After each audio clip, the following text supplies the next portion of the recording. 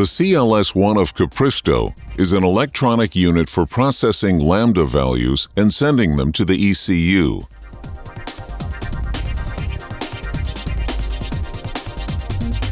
A microcontroller measures and regulates those currents, which provide information about the exhaust gas values of the catalytic converter. The CLS-1 is used in racing situations where catalytic converters with increased exhaust gas values are driven. The ECU, combined with the CLS-1, will always receive lambda values, which would correspond to those of a regular catalytic converter. This way, the CLS-1 prevents unwanted reactions of the ECU.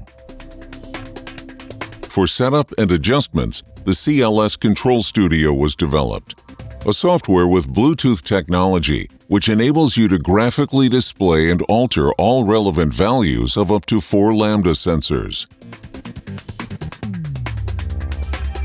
Through the Bluetooth technology, the measured values of the CLS-1 are sent wirelessly to the computer with the CLS Control Studio and displayed there. New settings are uploaded to the CLS-1 with the same connection. With this, you are in no way bound by location. The use of peer-to-peer remote software, which is available free of charge on the Internet, makes it possible to make remote adjustments from any place with Internet access.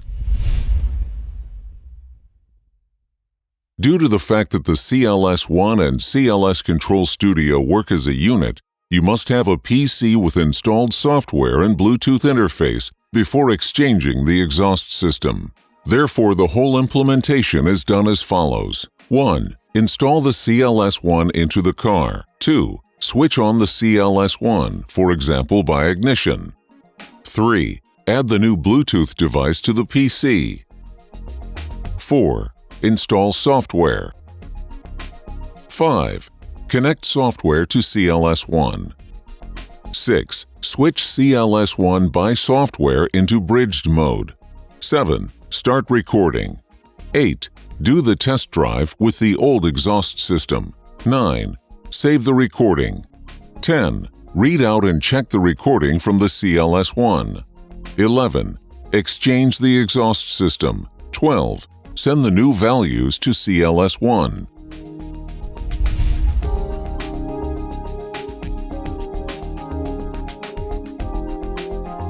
Prior to installing the CLS-1 into the car, the sockets of the lambda sensor leading to the ECU need to be uncovered. For that, some side covers may need to be removed. The CLS-1 comes with connectors that fit onto your car, thus the whole installation is reduced to 2 main steps. 1. Mounting the CLS-1 inside the car. 2. Plugging the CLS-1 into the cables of the lambda sensor leading to the ECU. In our example, the system is being installed into a Ferrari 458, which has lambda sensors and ECUs on both sides. In order to connect the system, we remove the side covers under which the sockets for the lambda sensors are located. These sockets are opened and the cables of the CLS-1 are plugged in. By this, the lambda values run through the CLS-1 first before they are sent to the car's ECU.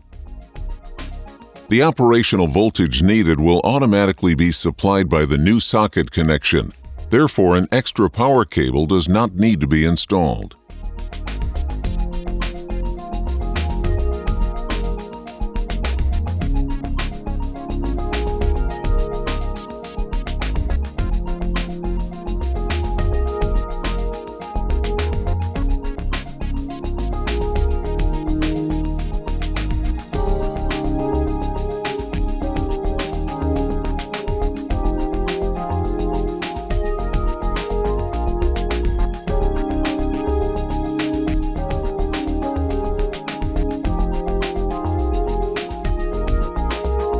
After connecting the sockets, use the cable straps provided to mount the CLS-1 to a suitable spot, like for example the car's wiring harness.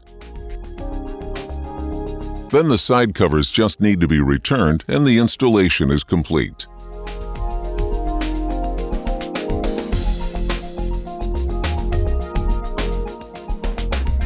When the CLS1 is activated, the control LEDs will start blinking from top to bottom and subsequently display the corresponding conditions.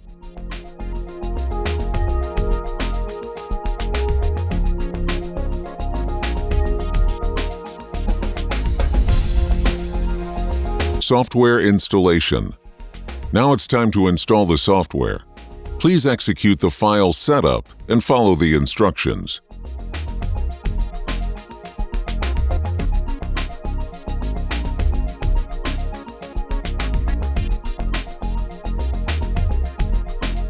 Now the Bluetooth unit of the CLS1 has to be selected. Start the car to activate the CLS1 and then click this button.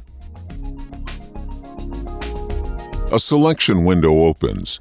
In case you can't find the CLS1, click on Search Again. Then select it and confirm by pressing OK. After the connection process was successful, you will see a now blinking LED and information on the Bluetooth module on top. To prepare the CLS1 for the test drive, it needs to be bridged. Click on this button to do that. The status in the lower status bar changes from mixing input with setpoint to linking input to output. Starting now, all incoming values will be sent unaltered to the ECUs. The CLS1 contains a memory function to record lambda signals. You can display and download this data with the CLS Control Studio. Please make use of this function in order to record lambda signals before changing the exhaust system. Conduct the test drive, record the data, and save them. This is a convenient way to read out the data later on. The functions in detail will be explained later. Now start the recording and drive the following speeds at a constant level: 90 km per hour, 130 km per hour, and full throttle. The whole pattern with these three speeds has to be accomplished in 1 minute 40 seconds because of memory limits. In case the maximum recording time is insufficient or you prefer to not use the recording function, you may alternatively enter the values into the text fields shown above. On the lower status bar, you see the leftover recording time. Once the memory is fully written, the recording stops automatically and a pop-up window appears. Switch over to the tab CLS Recordings. Enter the car data and press the Download button.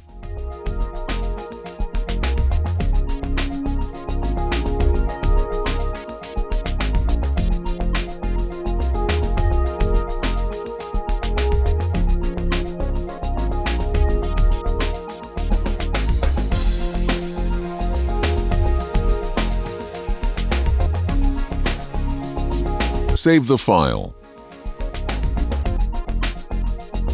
Before mounting the new exhaust system, you should check the recording.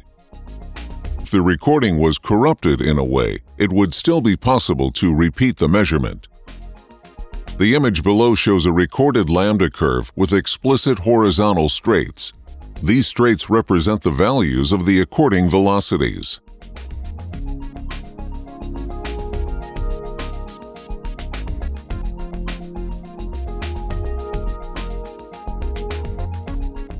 The next step is to mount the Capristo exhaust system. After doing this, the CLS1 can be adjusted with new values. Determine the values of the three speeds and enter them into the upper text fields on the tab CLS Numeric.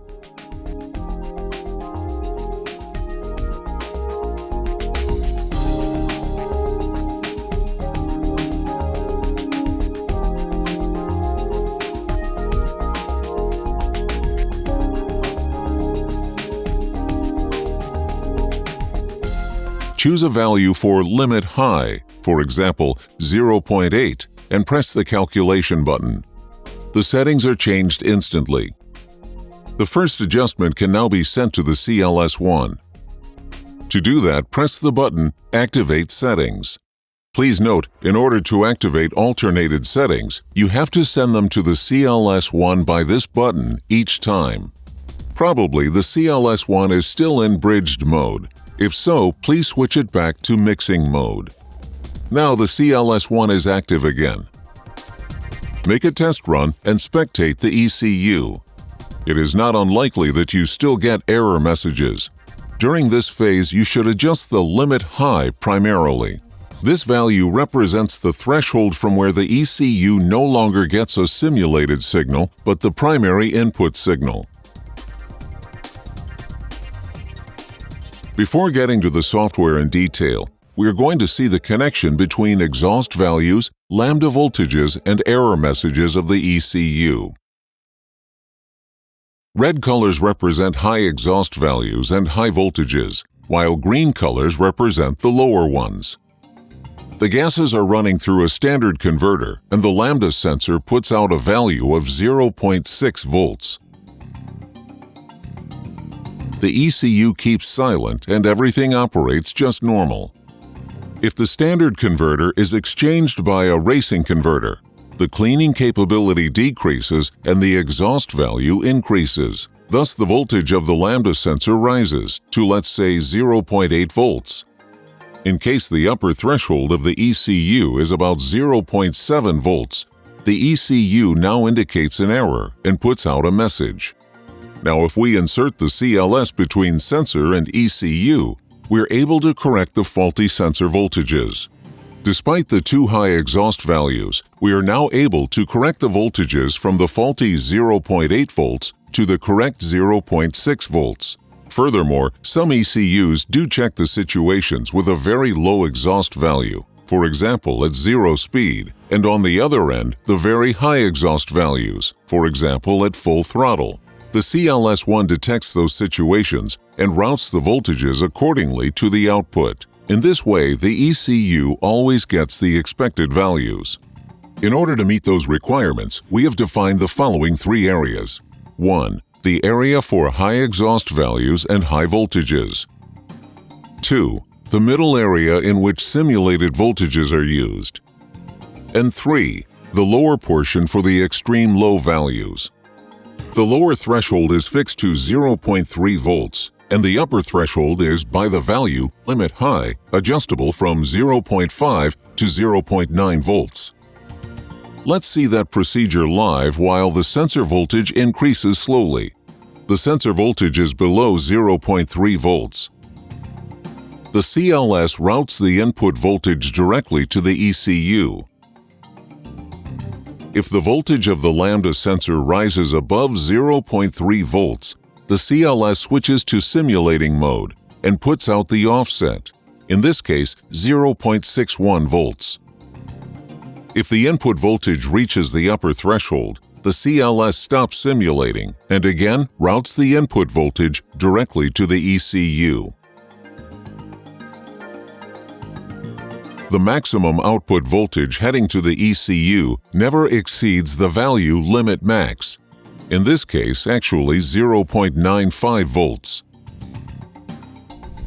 Let's say the voltage of the old exhaust system was in the green area, while the voltage of the new system rises into the red area. Let's further assume the ECU gives an error message when the red area is reached. Now, when activated, the CLS instantly starts to give out a simulated voltage instead of the incorrect high input voltage. All of these sliders can be adjusted between their limits. The other two sliders are the main value in gray and the maximum output voltage in orange. All three can be found on the numeric tab too. Limit max, the maximum output voltage, connected with the orange slider. Limit high is connected to the blue slider. Amplitude is without function at this time. Furthermore, the area's general settings and presets. The value limit low is fixed. The value filtering smooths out square portions of the input signal. Offset is the main value of the simulated output voltage. The standard value is 0.61 volt. Furthermore, there's the value correction. Correction determines the percentage of the input signal which is mixed with the simulated signal going to the output. Reset to default resets the software to default values, and there is a button for a firmware update. The setting for Bluetooth radio switches off the Bluetooth receiver after the given time in minutes. On the left side, there's a checkbox for setting all sliders to grouped mode. Unchecking that box gives you the ability to adjust all values independent from each other. Let's take a look at the functions under Recordings. We already know the first button. It is for downloading recorded data from the CLS1. Once the download process is started, you can see the progress in the status bar below. This button is for uploading data to the CLS1. This button erases the CLS1 memory and writes standard values to it. Here you can load a recording from hard disk or USB stick. The button Play plays a recording. We also already know this Record Signals button. It starts a recording with the maximum duration of 100 seconds. The lower status bar shows the progress. Once the maximum recording time is reached, a message window appears and the recording process stops. The area on the right activates or deactivates each of the 4 histograms. Below that is a button to reset the display.